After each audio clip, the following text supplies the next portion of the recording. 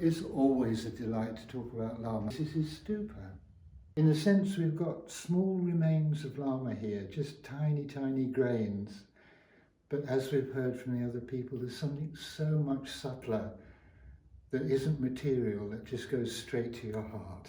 And that's why it's such a joy to be able to tell some stories about Lama. I thought perhaps I'd go back a little bit to tell you why it was so important to find someone like Lama. I was aware that I'd always been searching for something, because I remember before I left Mexico turning to someone and saying, "Oh, I'm going to search for my guru."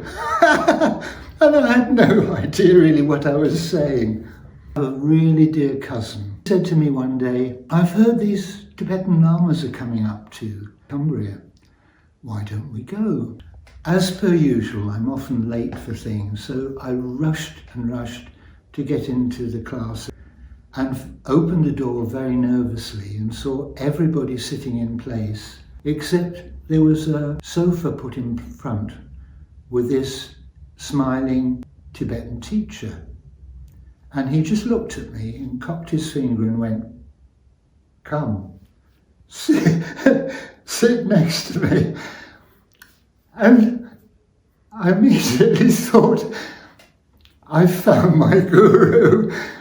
Such a funny thing to say, but there was something about his energy that was just so wonderful. So at that time, I took my mum, eager to get my mother to feel the energy of him too. Lama Yeshe gave her a scarf, a katag. My mum kept that always, and it went into her coffin when she finally died. So that was the mark of how much she touched her as well, which was lovely.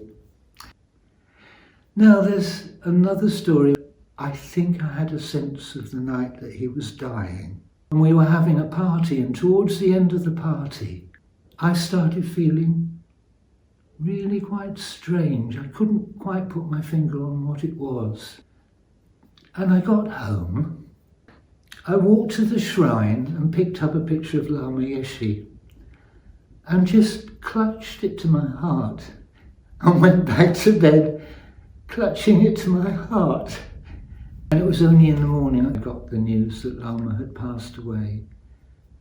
And as Malcolm said just in the last interview, meeting someone like Lama doesn't go away. They do stay in your heart. And that's why it's been such a joy for me to talk to you about him, because as soon as anyone, and particularly of the older generation, gets together and says, "Oh, I knew Lama Yeshe," there's a kind of, familiarity about that feeling that we all have. We were somehow his kind of Dharma children. It was an absolute joy to know him, and I shall remember him always.